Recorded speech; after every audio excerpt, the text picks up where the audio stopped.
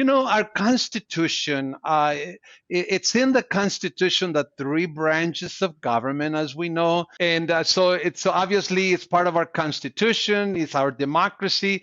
But let us take us through just some concepts. I mean, I always feel that gradually we lose sight is I think is the right word of all the price that has been paid for us to have a democracy, the Constitution. And a lot of times we don't value the voting, and it's a lot of people fought for this. So any thoughts? And then if you can share some of the history of voting, who was allowed to vote first, and the progress, and even in Arizona, how are we doing with voting? Are we registering to vote? I mean, percentages, etc. Take it away for us.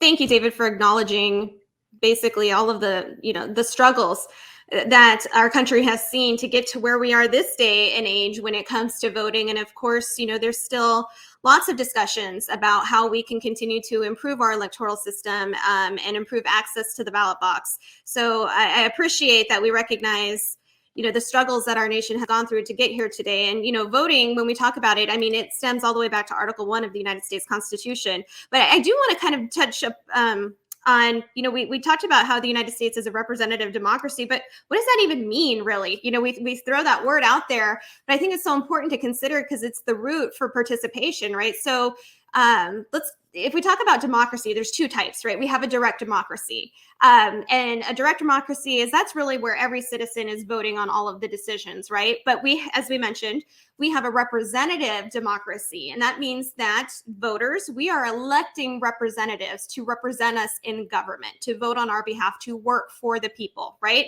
They're elected by the people for the people. And they make the very important decisions, which is, as we were talking about, at the midterms here, we're electing, as Brendan said, the leader of our state. So there's a lot of important decisions made on every ballot. And, when we talk about direct democracy, I think, that's reflected in our citizens' right to do initiatives and referendums. And so we see a lot of that happen here in Arizona. And I think just kind of going back to the basics there is really important as we consider that, because at the end of the day, voter participation, that's what we need to ensure that we continue to have that democracy. Definitely. Any thought, Brendan, on this? I think Gina covered it really well. I will just add that, it's so important that we vote in our elections. It's so important that we stay informed about the issues and about the candidates. I feel that,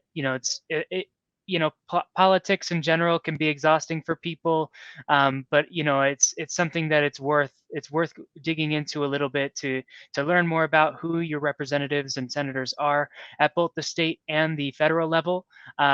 It's important to note that a lot of the laws that impact your daily lives get passed at the state legislature. And so those are the laws that will impact you on a day-to-day basis. And so those are the representatives and senators that you need to be paying attention to, especially given that they're up for re-election every other year. So that's all I'll add. Yeah. Absolutely. Go ahead, Gina. Thank you, David. And I just wanted to, touch base too, for people who are interested, fun facts. We talked about, David, you had mentioned the history too of elections. And we can look all the way back to the 15th Amendment, which gave African-American men the right to vote. And we have the 19th Amendment, which gave American women the right to vote. And then there have been more changes throughout our history. There's the 24th Amendment, which dealt with eliminating poll taxes. We had the 26th Amendment, which lowered the voting age to 18. And then we also have things such as our federal laws, such as the Uniform and Overseas Voter Act, which has special laws specifically for our men and women who are serving overseas. And then we have the Help America Vote Act and the National Voter Registration Act. So again, as we talk about voting in our midterms and voting in those for those local races too, a lot of our election laws are also impacted at the federal level too. And so that's, again, why it's important to vote in those congressional races for our U.S. Senate seat. So, our history is very rich when it comes to voting and election laws.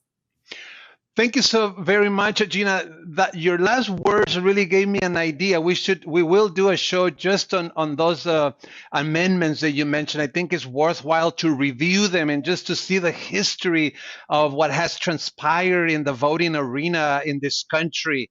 I think it's just very rich and hopefully encouraging for us. Like, I come from another country. I'm a naturalized American. I obviously vote. My parents vote. Most of my siblings vote. And there's been a battle, if you will, to secure the vote, and it's worthwhile to review those laws, the Constitution. So we'll do that. I want to thank you both. I want to thank you both very much for helping us develop this topic. All right, we'll be back soon. Again, this is a Facebook series on Arizona Vote 2022. Did you know? Take care.